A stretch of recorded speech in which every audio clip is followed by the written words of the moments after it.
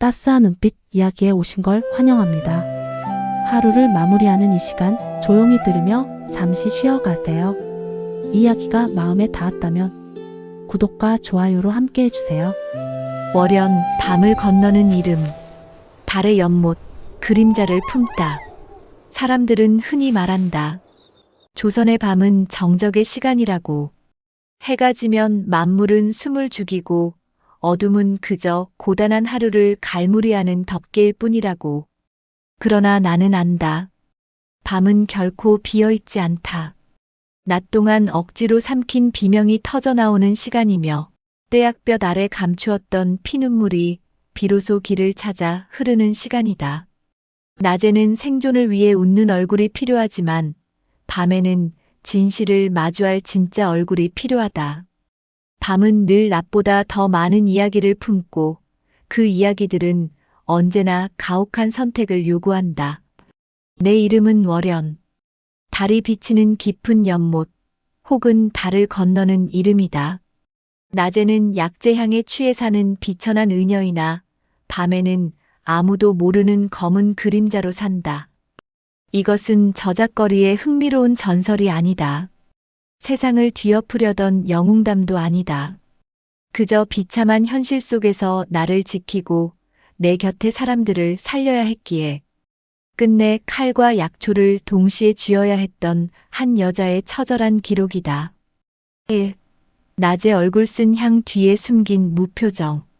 새벽 안개가 채 가시기도 전 닭 울음소리와 함께 나의 낮이 시작된다. 나는 가장 먼저 대야에 찬물을 가득 담고 손을 씻는다. 손가락 마디마디에 배어있는 독한 약재에 쓴 향, 그리고 간밤에 쥐었던 차가운 칼자루의 금속성을 씻어내기 위함이다. 풀빛 치마와 하얀 저고리를 여미고 머리를 한치의 흐트러짐 없이 단정히 묶는다. 해민서의 의녀는 기억되지 않는 편이 좋다. 사람들의 시선 속에 녹아들어 배경이 되는 것이 나의 첫 번째 방어선이다. 환자들이 찾아올 때마다 나는 눈을 마주치되 그들의 감정에 깊이 침잠하지 않으려 노력한다. 아이의 자지러지는 고열, 노인의 끊어질 듯한 기침, 산후의 검붉은 출혈, 그리고 가난한 집안의 텅 빈 배가 만들어내는 꼬르륵 소리. 고통은 저마다 다른 얼굴을 하고 찾아오지만 내 손끝에 닿는 맥박의 두려움은 모두 같다. 나는 묻지 않는다. 어찌하다 이 지경이 되었습니까? 누가 당신의 식량을 뺏어갔습니까? 묻는 순간 사람들은 원망을 쏟아내거나 혹은 무력한 자신을 벌주기 시작한다. 질문은 날카로운 칼이 되어 그들의 가슴을 헤집는다. 그래서 나는 질문 대신 손부터 내민다. 맥을 짚고 숨소리의 파동을 듣고 흐릿한 눈동자를 살핀다. 그리고 나직하게, 하지만 단호하게 말한다. 괜찮습니다. 지금부터 나아질 것입니다. 약값을 낼 형편이 못 되어 발을 동동 구르는 이들에게 나는 그저 웃어 보인다. 다음에 크게 웃어주시면 됩니다. 그것이 제 약값입니다. 그 말은 단순히 베푸는 호의가 아니라 당신이 아직 살아있다는 증거를 보여달라는 죽음의 문턱에서 되돌아오라는 간절한 주문이다. 일과를 마치고 돌아오면 어머니는 마당가에서 내 얼굴부터 살핀다. 오늘은 별일 없었느냐? 그 짧은 물음에는 수만 가지 걱정이 담겨 있다. 나는 솥에 김을 올리고 약을 다리며 내일 쓸 약재들을 툇마루에 널어 말린다.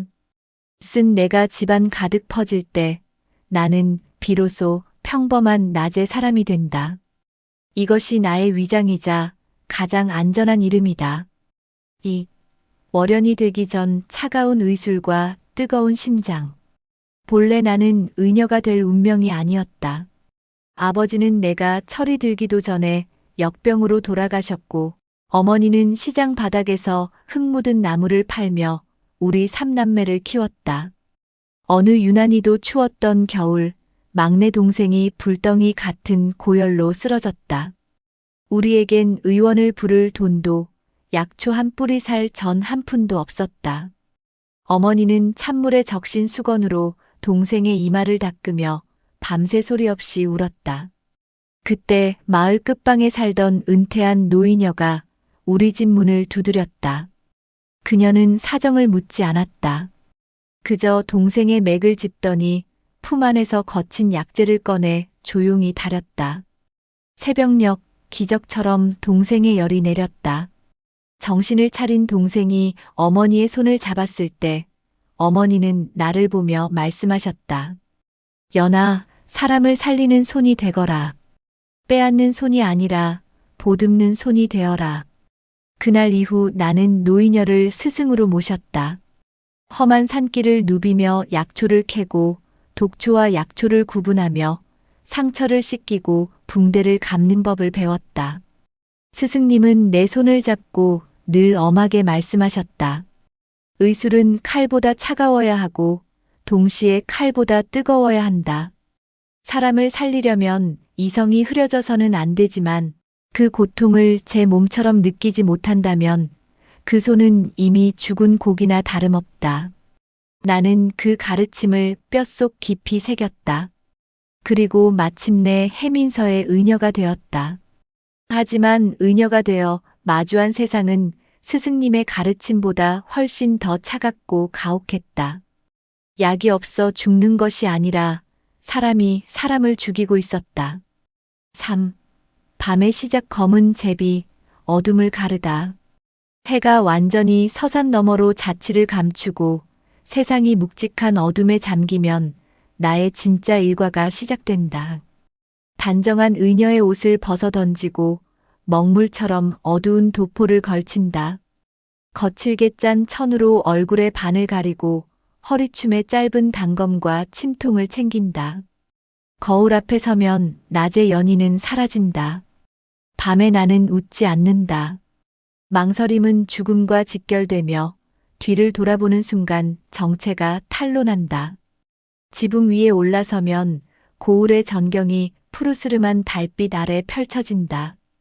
밤의 눈으로 보면 세상은 다르게 읽힌다. 어느 집의 등불이 비명과 함께 꺼졌는지, 어느 탐관오리의 창고로 곡식 가마니가 은밀히 실려가는지, 누가 어둠 속에서 마른 기침을 삼키며 억울함을 곱씹는지. 밤은 거짓말을 하지 않는다. 그저 침묵할 뿐이다. 저작거리 사람들은 나를 검은 제비라 부르기 시작했다. 봄을 알리는 제비처럼 뺏긴 것을 되찾아주는 존재라는 뜻이리라. 나는 훔치지 않는다. 그저 주인을 잃고 방황하는 것들을 제자리로 돌려놓을 뿐이다. 부당하게 쌓인 곡식, 피로 바뀐 은전, 울음 위에 세워진 장부를 원래 자리로 돌려놓는다. 한밤중에 내린 작은 정의가 세상을 뒤집지는 못할 것이다. 하지만 당장 내일 아침 굶주림에 눈을 뜰 어느 집 아이의 밥그릇에 따뜻한 죽 한 그릇이 담길 수 있다면 나는 기꺼이 밤의 괴물이 되기로 했다. 4. 검은 제비의 규칙 어둠 속의 이정표. 무모한 정의감은 화를 부른다. 나는 스스로 5가지 규칙을 세웠다. 1. 칼은 마지막까지 뽑지 않는다. 칼은 살생의 도구가 아니라 협박의 수단이어야 한다. 2. 사람을 다치게 하면 그 밤은 나의 패배다. 나는 살리기 위해 밤을 건너는 것이지 죽이기 위해 건너는 것이 아니다. 3. 장부를 남긴다. 누가 무엇을 부당하게 가져갔는지, 그 피 같은 돈이 어디로 흘러갔는지 반드시 기록한다. 기록되지 않은 고통은 잊히기 마련이다. 4. 되찾은 물건에 흔적을 남기지 않는다. 사람들에게 내 존재를 과시하는 순간 그것은 오만이 되고 곧 권력의 표적이 된다. 5. 집으로 돌아오기 전 반드시 숨을 고른다. 내 심장 박동이 평소와 같아질 때까지 대문 밖에서 기다린다.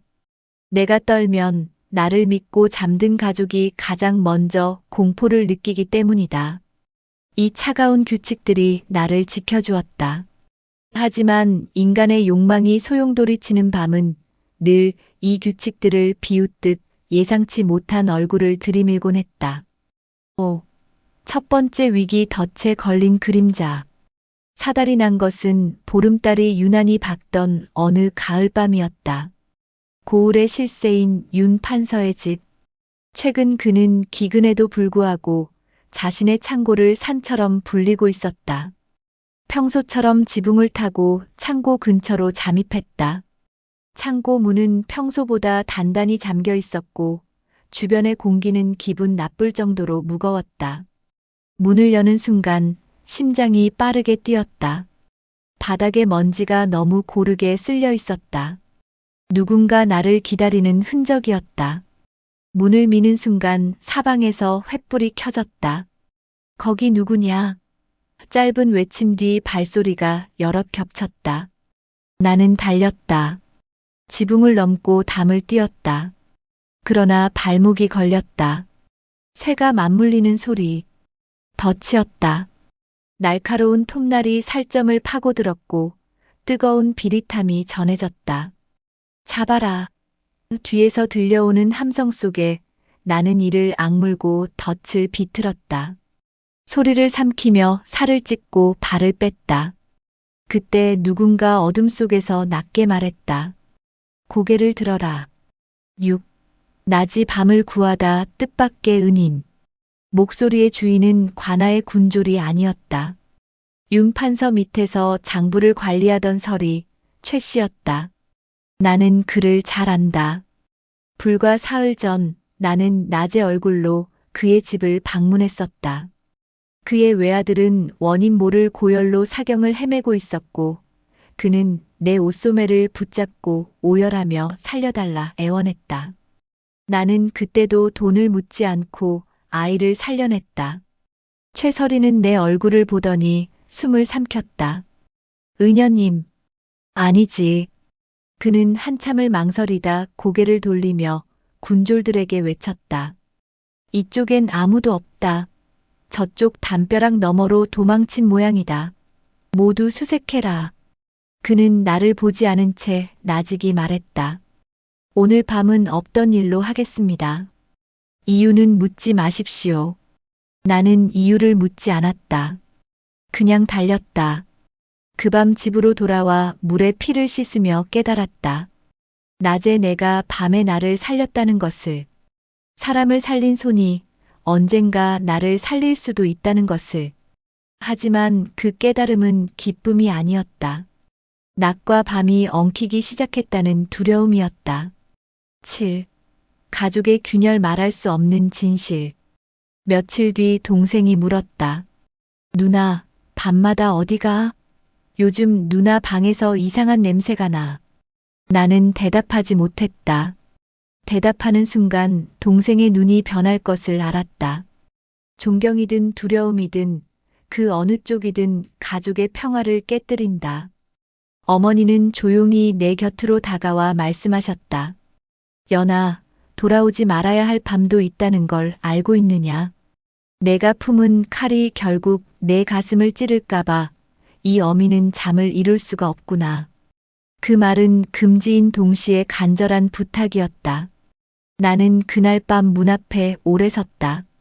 나갈 것인가 멈출 것인가. 밖으로 한 걸음 나가면 누군가를 살릴 수 있다. 하지만 그 한 걸음이 우리 집을 죽일 수도 있다. 나는 내 손을 바라보았다. 낮에는 약을 쥐고 밤에는 칼을 쥔다. 같은 손이 서로 다른 삶을 살았다. 그 사이에서 나는 점점 얇아지고 있었다. 8. 윤 판서의 거대한 그림자. 윤 판서는 단순한 탐관오리가 아니었다. 그는 사람의 약점을 읽고 이용하는 사냥꾼이었다. 그는 마을의 곡식이 부족해지면 가난한 자들의 목부터 줄였고 관아의 징세가 거칠어지면 서리를 내세워 욕을 대신 먹게 했다. 그리고 그 모든 흐름을 이중장부로 묶어 자기 몸을 보호했다. 나는 그 장부가 어디 있는지 알고 싶었다. 하지만 지난번의 덫은 내게 경고하고 있었다. 그도 나를 찾고 있다는 것을. 이제 이 싸움은 단순히 곡식을 돌려주는 차원을 넘어섰다. 사냥꾼과 먹잇감의 관계, 그 아슬아슬한 줄타기가 시작된 것이다. 9. 두 번째 위기 호랑이 굴로 들어가다. 윤 판서 댁에서 급한 전갈이 왔다. 판서가 밤마다 기침을 하고 가슴이 타는 듯 아프다고 했다. 나는 의녀로서 그의 방에 들어갔다. 방 안은 약향보다 돈 냄새가 진했다. 은으로 된 물그릇과 비단 이불, 불필요할 정도로 많은 등불들. 그러나 그 중에서 가장 무거운 것은 침상에 누운 윤 판서의 눈이었다. 그의 눈은 병든 자의 것이 아니었다. 사람을 재고 속내를 꿰뚫어 보려는 포식자의 눈이었다. 그는 나를 보더니 비릿하게 웃었다. 그 밤의 아이로구나. 나는 숨을 삼켰다. 내가 반응하는 순간 그는 확신할 것이다. 하지만 나는 의녀였다. 나는 맥을 짚고 숨을 듣고 눈동자를 보았다. 그의 몸은 거짓말을 하지 않았다. 그는 속을 태우고 있었다. 죄책감이 아니라 자신이 쌓은 공든 탑이 무너질까봐. 생기는 극도의 두려움이 그를 안에서부터 갉아먹고 있었다. 나는 조용히 말했다. 기침을 멈추려면 먼저 밤을 줄이셔야 합니다. 그는 웃으며 속삭였다. 내가 밤을 줄이면 검은 제비가 더 날뛰지 않겠느냐? 10. 진짜 반전 악의 스스로 무너짐. 며칠 뒤 윤 판서가 쓰러졌다는 소식이 돌았다. 중병이라 했다. 나는 다시 그의 방에 들어갔다. 그는 창백했지만 눈은 여전히 또렷했다. 그는 떨리는 손으로 침상 밑 비밀칸을 가리켰다. 거기엔 낡은 가죽 뭉치로 감싼 장부가 있었다. 내가 나를 죽일 수도 있었겠지. 약에 독 한 방울만 섞었어도 나는 벌써 죽었을 터다. 하지만 너는 죽이지 않는구나. 그는 비웃음이 아닌 확인처럼 말했다. 그는 잠시 눈을 감더니 계속했다. 나는 오래 살았다. 싸움만큼 무너지는 법이지. 이 장부를 가져가라. 이것은 나만 죽이는 것이 아니라 이 고을 전체를 피바람으로 몰아넣을 양날의 칼이다. 너는 이것을 감당할 수 있겠느냐? 윤 판서는 끝까지 사악했다. 그는 스스로 무너짐으로써 이 장부를 나에게 넘겨 세상에 혼란을 주려 했다. 그의 죄가 갑자기 선해진 것이 아니었다.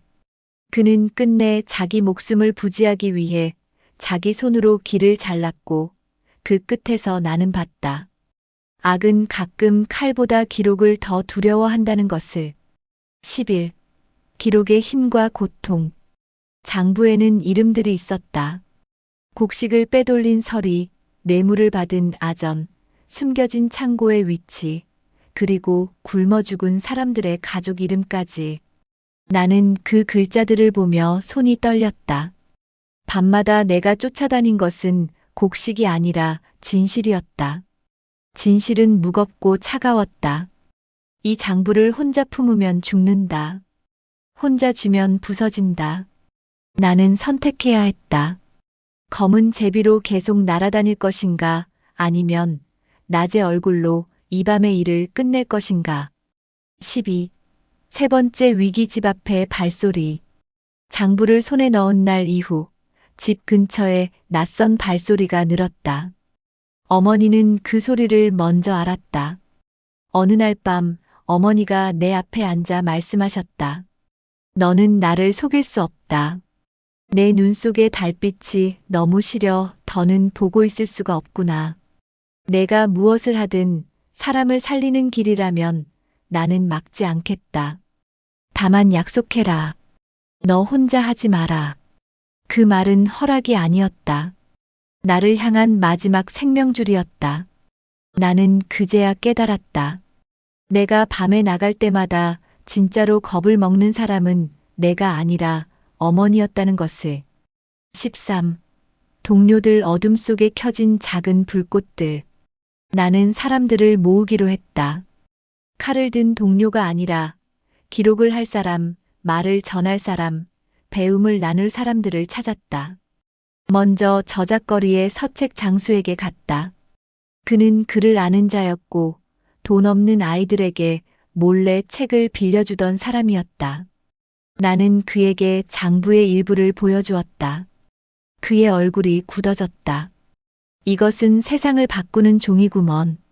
또한 약재를 사러 다니며 만난 안악들을 불렀다. 남편의 빚으로 울고 아이의 굶주림으로 피눈물을 흘리던 그들에게 나는 약을 가르쳤다. 그리고 그보다 중요한 것, 기록하는 법을 가르쳤다. 글을 모르면 표식을 남기게 했다. 매듭의 수, 돌의 배치, 문틈의 흠집. 기록은 기억을 공동으로 만드는 방법이었다. 14. 밤이 줄어든 이유. 그 후로 내가 밤에 나서는 날은 점점 줄었다. 내가 약해져서가 아니었다. 혼자 뛰지 않아도 세상이 움직이기 시작했기 때문이다. 누군가는 부당한 징세를 받으면 그날 밤 서책 장수에게 알렸고 장수는 다음 날 사람들에게 은근히 말을 흘렸다. 누군가는 창고의 수상한 움직임을 보면 안악들에게 표식을 남겼고 안악들은 나물 바구니 속에 쪽지를 숨겨 돌렸다. 낮에 사람들이 밤의 일을 나눠 갖기 시작한 것이다. 나는 필요할 때만 검은 도포를 입었다. 내가 하지 않아도 누군가가 보고 있다는 사실이 악인들을 조심하게 만들었다. 해시태그 15. 윤 판서의 마지막과 유산. 윤 판서는 결국 관아에서 밀려났다. 그가 처벌받았는지보다 중요한 것은 그 뒤였다. 그가 떠난 뒤에도 사람들은 묻기 시작했다. 왜 우리 몫이 사라졌는지, 왜 세금이 갑자기 늘었는지. 사람들이 묻기 시작하면 권력은 숨을 곳이 없다. 아이들이 글을 읽고 여인들이 약을 다리고 사람들이 서로의 기억을 기록으로 묶는 그 자체가 대답이었다. 윤 판서가 남긴 독 묻은 장부는 역설적으로 백성들의 힘이 되어 돌아왔다. 16. 마지막 선택 칼을 묻다. 나는 이제 깨닫는다. 혼자 싸우는 밤은 언젠가 끝이 나야 한다. 영원히 검은 제비로 살면 내가 구하려 한 사람들 곁에 나는 영원히 남을 수 없다. 나는 남기로 했다. 아이들에게 글을 가르치고 사람들에게 기록하는 법을 알려주는 삶을 택했다. 약은 몸을 살리고 글은 삶을 살린다. 그리고 기록은 억울함을 짧게 만든다. 검은 제비의 소문은 서서히 사라졌다. 대신 고을에는 이런 말이 돌았다. 요즘은 억울한 일이 오래가지 않는다. 그 말이면 내가 바란 전부였다. 나는 여전히 의녀다. 여전히 딸이고 누나다. 내 이름은 역사책에 남지 않을 것이다. 그러나 괜찮다. 나는 떠나지 않았고 사람을 남겼다. 밤을 건넜고 낮으로 돌아왔다. 달은 언제나 지나가지만 달빛을 건넌 사람의 걸음은 땅 위에 남는다. 내가 남긴 것은 소문이 아니라 습관이다. 누군가의 고통을 그대로 두지 않는 습관, 기억을 기록으로 묶는 습관, 약한 사람의 숨을 먼저 듣는 습관. 그것이면 충분하다. 내 이름이 무엇이든 누군가의 밤이 조금 덜 두려워졌다면 그것으로 충분하다. 나는 월연, 밤을 건너는 이름, 그리고 이제는 밤을 혼자 건너지 않는 사람이다.